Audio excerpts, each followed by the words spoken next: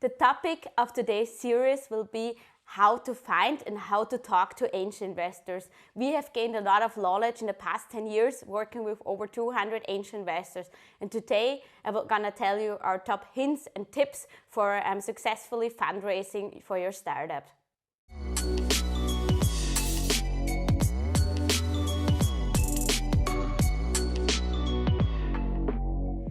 Hi everybody, my name is Laura and I'm the Managing Director of the Austrian Angel Investors Association.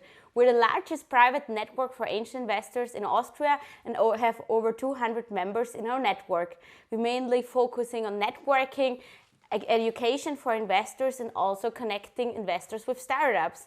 Besides this, we are also pushing really hard to improve the framework conditions for startups and investors from the political side in Austria. So, starting with my number one tip to find angel investors.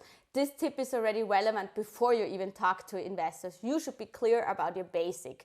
Be clear about your vision, your purpose. Also be clear about the team. How are you compensating or how are you working together with the other founders?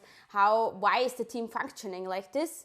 And also be clear about your business model, how you're gonna make money. So before you start talking to investors, be clear about your why, be clear about the team, and be clear about the business model.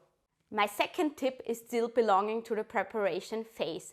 Really develop an investor's persona. Similar to developing a marketing persona, be clear about the person you want to get on board. This is going to be a long-term relationship, so the fit should be there and also the fit should be there from both sides. Be clear about which qualities you want to have in investors, which should be his or her values, and also how you want to collaborate, which is important for you later on. Okay, now we're done with preparation. We have set up our investors persona and we also know the basics about the why, the team, and the business model.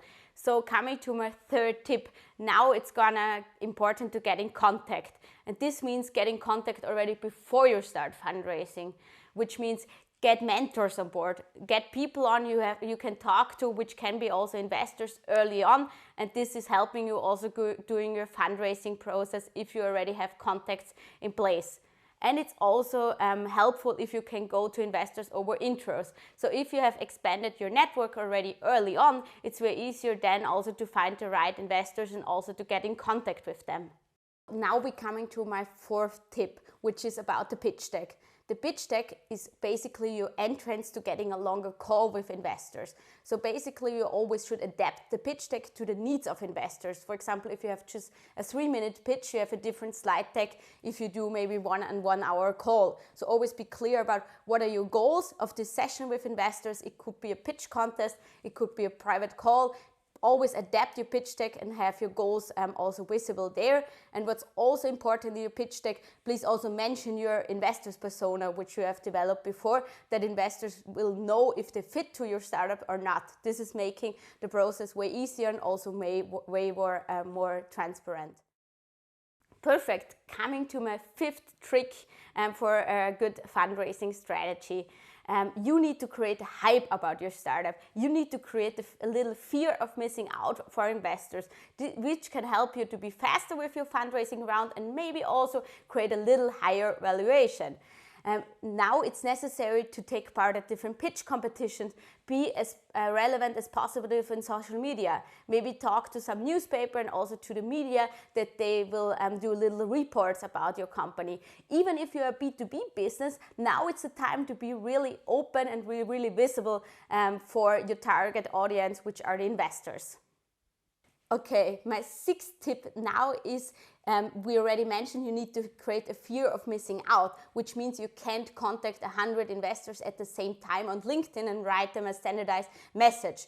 Your contact to investors should be as personal as possible, and you should also have the right number of investors contacted at the same time, which means you need to find a good mix out of quality and quantity. This can be really different for a lot of startups. You can also maybe having more international investors contacted at the same time, but really please be careful about contacting local investors, a huge number of local investors at the same time, because investors talk and you're not that relevant if everybody got your pitch deck.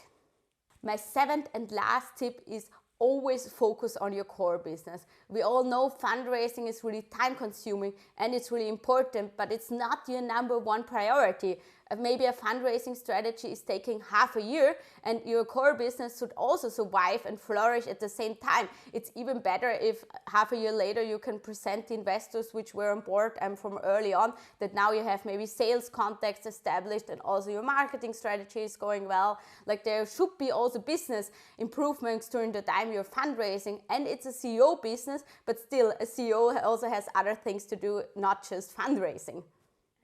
Thank you so much for listening in, and I hope you enjoyed my 7 tips about how to talk to angel investors. This maybe sounds a little complicating for you, but we're also here to help. So it's possible to send us your pitch decks via our website, and the expert will check it and also will help you and guide you through your fundraising process. So we are really happy to also get in touch with you via our website from the Austrian Angel Investors Association. And please also don't forget to like, comment and subscribe.